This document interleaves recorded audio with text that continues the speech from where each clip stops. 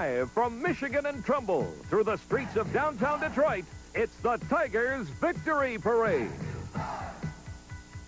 And good afternoon again. I'm Carmen Harlan with Eli Zaret, and welcome to the Tiger Victory Parade. You know, the city hasn't stopped partying yet, Eli, since the Tigers won the World Series, and we've got a fabulous ticker tape parade all set to get started here. This is really the last chance to see the Tigers because they all go away from the winter, they go hunt, they get into their various activities. Unlike us, they only do work 7 months a year, so this is the last chance for Detroiters to see them, and we're going to follow them as they move through Detroit and make some speeches and catch up on what's going on. Our colleague Mort Crim is standing by at Kennedy Square with all the dignitaries, and hopefully the parade will arrive there shortly. Mort, what's happening there? Well, it is a happening, Carmen and Eli, and I don't know if we should say the celebration has started or it's just continuing from Sunday. But there are thousands of people here, and they're still streaming in. Confetti is falling from the First National Bank building, streamers. There's a sign over there that says, "We love you, Gibby." There's another sign out here in the crowd that says, "Sparky for President." And for the past hour, we've been hearing the Tigers' own anthem, "Bless You Boys," with the crowd enthusiastically responding. They've turned it into sort of a high school cheer. Of course, this is the big day for the Tigers. That's who we're honoring today. And they'll be making their way here via parade with our own Al Ackerman leading that parade. So right now, let's go over to where it's beginning at Tiger Stadium and Rich May. Rich? Okay, Mort, thank you very much. We're standing by at Michigan and Trumbull, just across the street from the beginning of the parade route. They're beginning, I think, to line them up back there now. We see some police activity. A lot of people here, hundreds of people lining the area near the intersection here. The crowd has been building along this point. A couple of things of interest. You know, we heard about the violence and so on and so forth the other night, but I don't think police are too concerned about problems today. You'll notice there are no police lines down there. Haven't set up any barricades. Apparently, police believe that there is no need for them. Indeed, most of the people who will be coming out here today just want a look. They want one last look at these players before they leave, as Eli said, to go on to various activities for the winter before spring training comes back. And it is good because, you know, you don't have a huge crowd, and that's a great advantage for the people who come out here, because that way they get an opportunity to see them. It's not as though they're going to be coming out and sitting behind somebody who is 6 feet 8 inches tall and they can't see anything. So it should go smoothly from that standpoint. We saw some of the police horses back there up the street at the corner of Michigan and Cochrane. They're moving around now. Perhaps the cars will be coming down here shortly. We just don't know. I got to tell you about one sight that I saw out here this morning. We have seen a lot of Bless You Boys memorabilia around, but this one threw me for a loop. We saw a cement mixer come down the street a while ago with Bless You Boys emblazoned on the large turret that goes around on the cement mixer. So that certainly gets my award for the original Bless You Boys idea of the day, I'll tell you that. All right, we still have not seen the beginning of the parade. Carmen, thank you very much. Police horses leading the way, coming down the street now, coming up to the intersection of Michigan and Trumbull. They start on the far side of the stadium from us. They will apparently be preceding the automobiles along the route. What you're going to see here, essentially, is that they've got 1 or 2 players in a car. That's the way they're going to bring them down the street. So, every city, I guess, does it differently. I've seen some parades where they had them all on a flatbed truck, but they are doing it differently here. They're going to have 1 or 2 players in each car to receive the accolades of the crowd. There, I believe you can hear, back below us now, the first band coming through here. Is that the Central High School Band? I think that's the Central High School Band leading this parade today. So ironic in a way to see the horses, the police horses and the police color guard coming down this route. Their role on Friday nights, or role on Sunday night, I should say, was a far different one than it is today. Hopefully, they will not have to use those horses for anything more than pomp and ceremony today. See proper respect given their due, and there, of course, is Sparky. Yes, indeed. Yeah, it so seldom comes, that respect, doesn't it, Eli? All right, you are indeed right. We see Sparky in one of the cars up front. Also, John Fetzer and Tom Monahan up front, too. I'm trying to search which car now, but they are up front. The incoming and outgoing owners, if you will, of the Detroit Tigers. Boy, this has been a great few months, a great season for each of those men. They are up front. Ernie Harwell and Paul Carey also have prominent positions in today's parade. The Tiger broadcasters, radio broadcasters. The crowd now, incidentally, has moved out into the center of the street. Now, I don't know whether police indicated that that was fine for them to do or whether they just did it on their own. Nobody stopped them, and they're being very orderly. They just simply have moved out toward the middle of the street so that they can get a better view from the north side of Michigan Avenue rather than staying over there on the sidewalk. That looks like John Fetzer there, right, Rich? Is that the Fetzer-Monahan car? Which is I believe that's correct. I believe that is correct. I see Fetzer there on our Tom near Monahan. side. Yes, indeed it is John Fetzer and Tom Monahan in the first car, right up front, appropriately enough, in this parade, followed by, I can see Jim Campbell and Bill LaJoy. Right there we got Berenguer and Bergman, so we've obviously skipped a little bit further back in the parade. You notice how the people are just walking up and shaking their hands, and I'm sure this is probably as close as they've gotten to the Tigers all year long. This is very true. I say that's one of the things that's great about something like this. The people get to see these players close up. There go Al Kaline and George Kelbias. The biggest cheers I hear also for Kelly Kaline, obviously. Yeah, absolutely. It really is a terrific moment for the fans who can come out here and get so close to these guys. Darrell Evans and Barbaro Garbe. I tell you, Darrell Evans has just reveled in this more than anybody else. He was hugging everybody the other night. He's waited a long time for this, I think as long as anybody but Fetzer and Jim Campbell and guys like that. Now, did we see him hug you too, Eli? He hugged everybody. I think I got in on that, yes. Yeah, there's no question about it. It means a lot to him. It means a lot to every one of these guys. It's, you know, they say it, there's no way that you'll ever forget a moment like this, and I don't care if you're a guy who plays 2 innings a year. And Sparky Anderson, I think, feels it very deeply also. Retribution, you know, a lot of people always said, as we've been saying all year, that in Cincinnati they said he had the players and anybody could have managed that team. But he helped build this one on a far different image.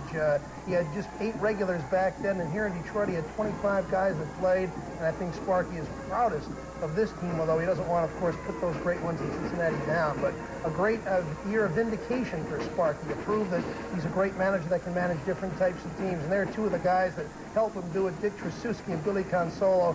Billy, his right-hand man since they were kids growing up in California. Look at those people. Okay, we're going to take a break and come back with more of the Tigers victory. With every step you take, every promise that you make and keep, every barrier you leap, you know you're on your way. Yeah. Go for it, go for it. Take a chance, go for it, go for it, go for it. What you gotta show if you don't try. It's closer than you think. Take a look, you're on the brink, you're there. You can do it if you dare. There is no room for doubt. Let it out, let it out. Go for it, go for it. Take a chance, go for it, go for it, go for it. What you gotta show if you don't try. There is much more in you, more than you have ever seen. There, worlds to explore. There are spaces that you can soar before you know the possibilities.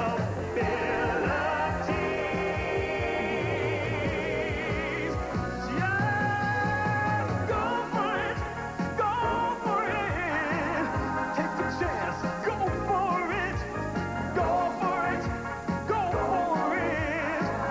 What you gotta show if you don't try.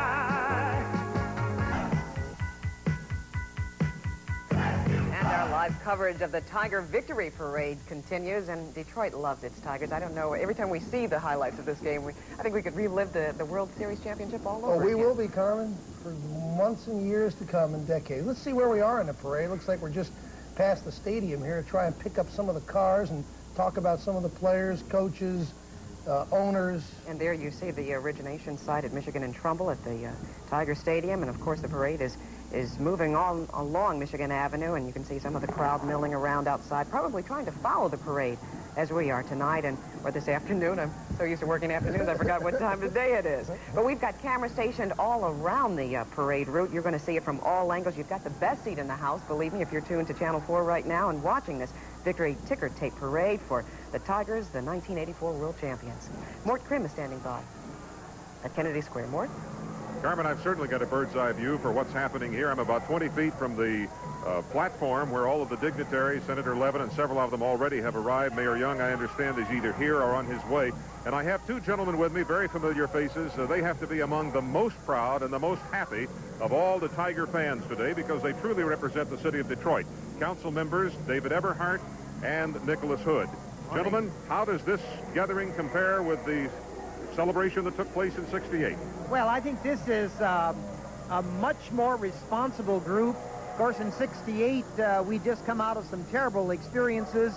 It drew us all together, but this, too, has cut across the city, suburban, white, black. About the only thing that has marred the whole event, of course, was the unfortunate violence that took place Sunday night after we won the World Series. Councilman Eberhardt, do you feel that has unfairly stained the city and this event? Oh, I think so. I don't condone it at all, but I think it was a very minor part. I happened to be down there on Trumbull Street, and in general, the people were very excited. They came out of the neighborhoods. They came out of the side streets. Detroit is a place to celebrate, and with the celebration comes some problems sometimes, but we enjoyed it, and I think it's great for the city. Many people who were there told me that these troublemakers were definitely not people who had been in that ballpark attending the game, but they were, in the words of one man this morning, they were thugs, they were hoodlums, they were definitely not part of the regular fans. Well, let me say, they'd started drinking. When I went into the game, early before the game, they were drinking in the streets then. When I came out, they were still drinking, and they were ready to party. That's what they call partying. I just think it's unfortunate, though, that they feel partying involves setting police cars on fire and trying to turn over buses. Well, it's a very laid-back crowd today. They're obviously happy. They seem totally sober and full of... But the parade is continuing. Well, that's Favorite Tiger inside. That's one of the real rewards of winning because it is so difficult. There are 26 teams in baseball, so by all rights, you should only win it 4 times in an entire century. So to see the Tigers do it even 16 years later is grub. No, it looked either a group of fans or a cameraman.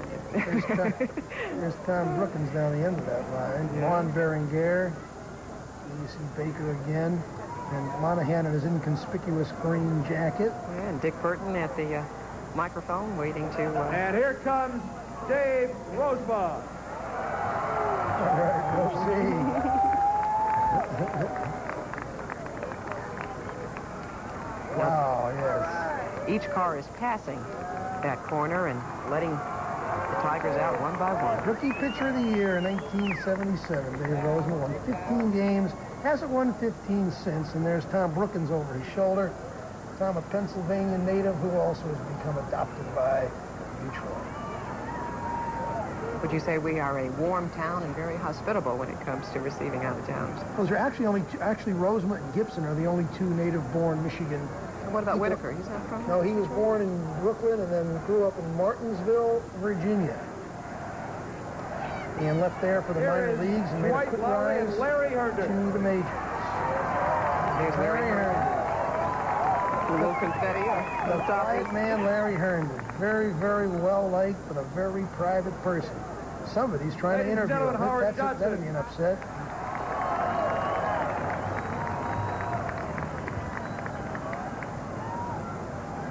Hojo, a new father.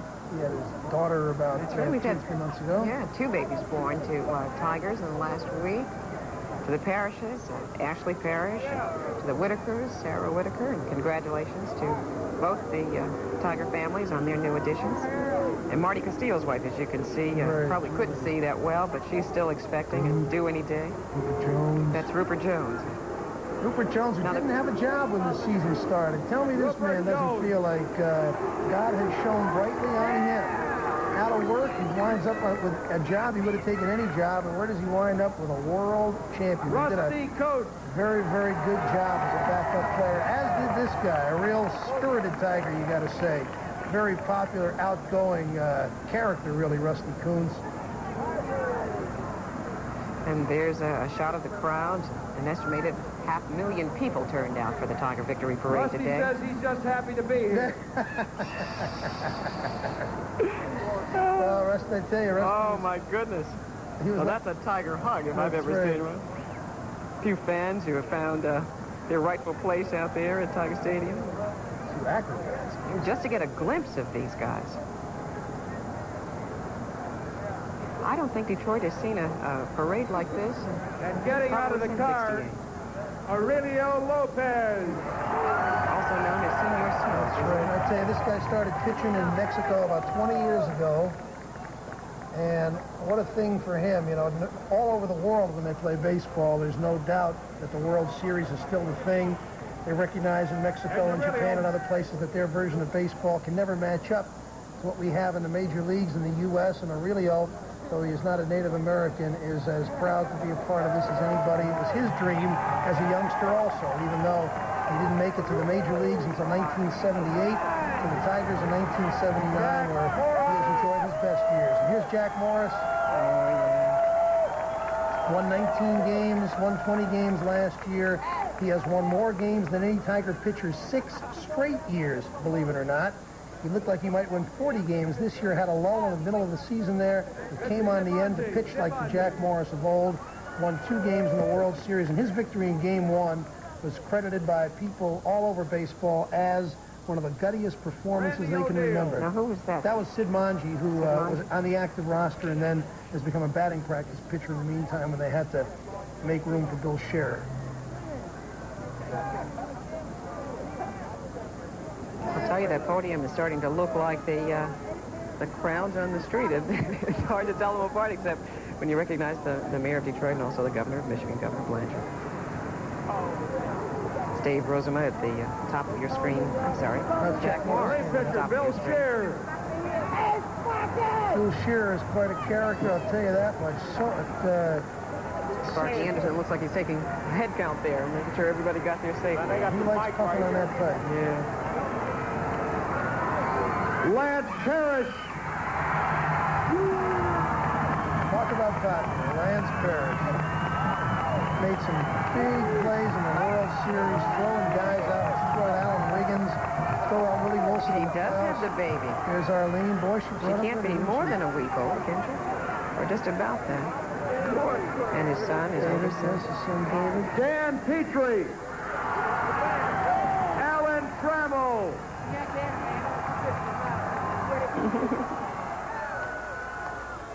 Alan Trammell, the native San Diegan, the only one on the team. Well, that had to be a real conflict. He had all his buddies in the stands out in San Diego. And in Game 1, when he doubled in Whitaker as the second man up in the game, he said, oh boy, here they go. I guess we should mention, too, that the Tigers and their families turned out for this parade today. That's certainly going to make for a very large crowd on the podium. Sparky and his mentor. Sparky loves this guy's fighting spirit. Yeah. Well, Sparky said that's part of the game. I suppose he knows what he's talking about. Ladies and gentlemen, we may be missing a couple of Tigers. If so, we'll introduce them when they arrive. But right now, I'd like to introduce you to get our program started. Many of you have been waiting here for hours and hours. Here's the Honorable Mayor of the City of Detroit, Coleman Young. Mayor Young.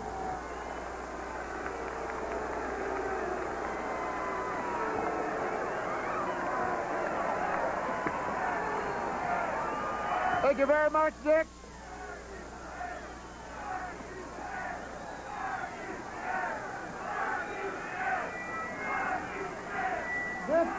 This is a day for all the people of the city of Detroit. What we see here today are the real Tiger fans. And what we have here today is the greatest baseball team in the world.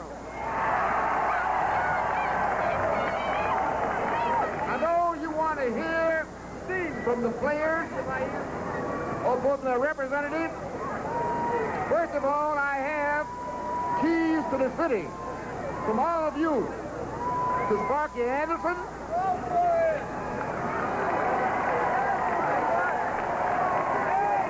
Tom Moynihan,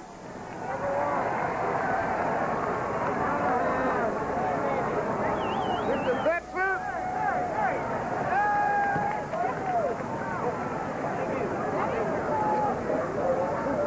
and last but not least, of course, Alan Trammell. Is he here?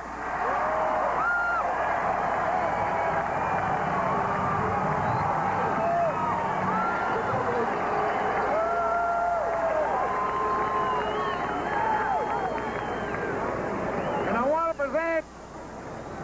to present to Alan Trammell, on behalf of the city, a proclamation to the world champion Detroit Tigers.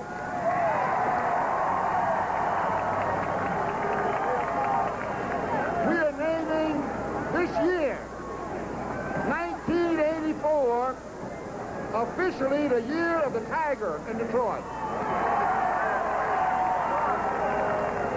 And Alan, to you and all your teammates, please accept my congratulations and congratulations to this whole team.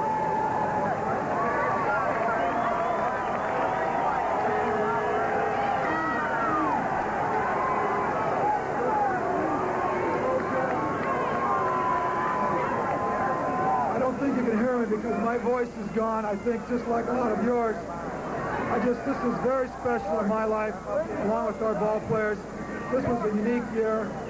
We're very proud, and thank you for coming. Thank you very much.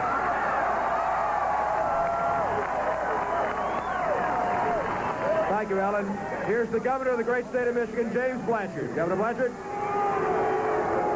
Bless you, boys! Did you hear me? Bless you, boys! Now I'd like Sparky Anderson and Tom Monahan and John Fetzer to come forward, please.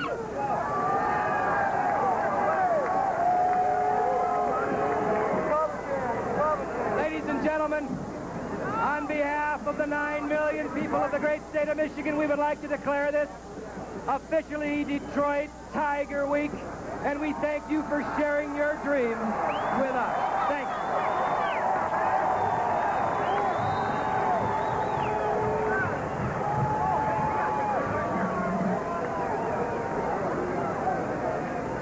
I like the glove, Mort.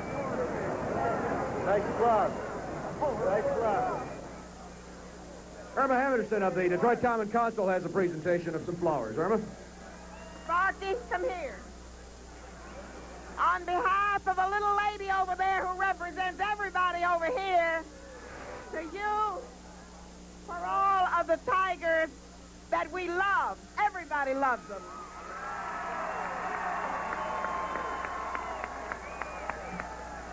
Ladies and gentlemen, the owner of the Detroit Tiger Baseball Club, Mr. Tom Monahan.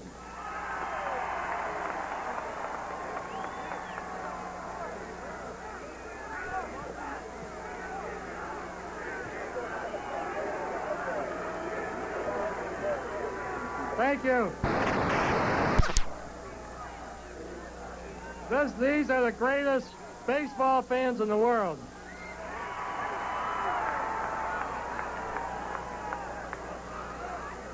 And you have a governor who's a great baseball fan. You have a mayor who's a great baseball fan. And the greatest baseball fan of all, the man who I'm responsible for being here, is Mr. John Fetzer, and I'm thankful very much to him, and thank you.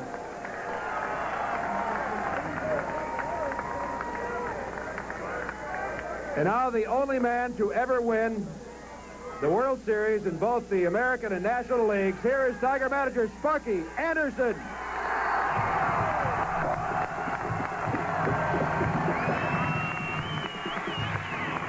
Thank you so much. First of all, I don't think all of you yet realize just what kind of a good team you really have and the kind of people you have. They will not only win this year, they'll win again in '85. Thank you.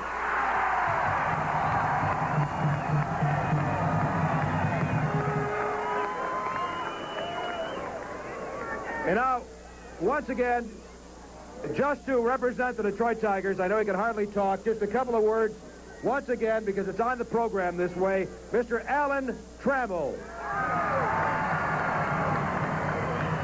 Alan.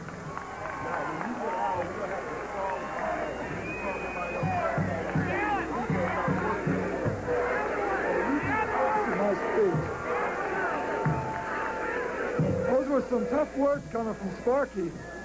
I'm not thinking about 85 right now. I think all of us would just like to relax and celebrate. We've earned it this year. We've earned it. We are #1. Thank you.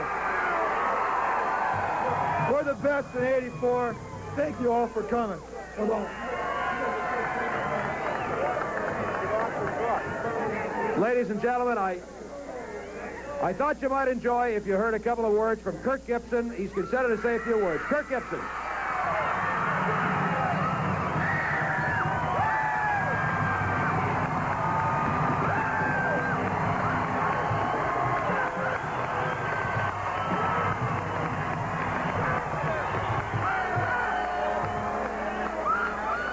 Well,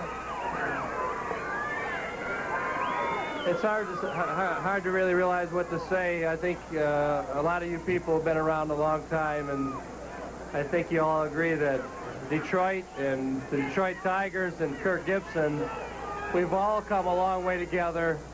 And there's one special moment that happened in the World Series when I think we all felt it was really clinched, and let's hope that we'll all see this famous pose again. Yeah!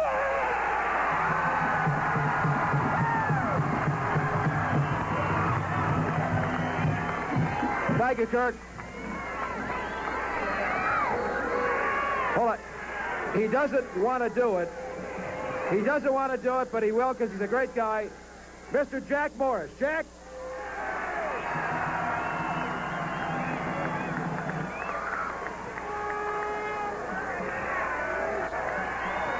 Thank you, Jack.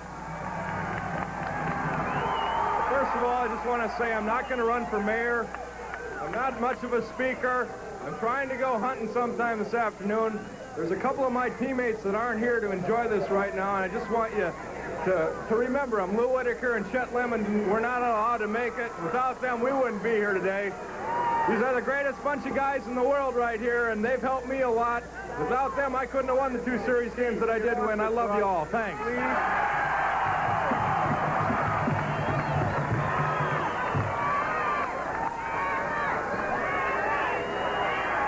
All right. Okay. Hey, Lance. Here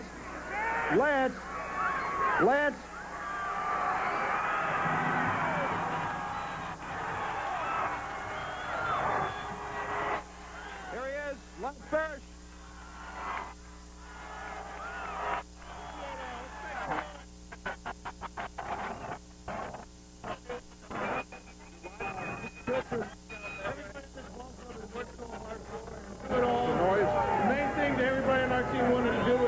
Detroit and in front of all of you.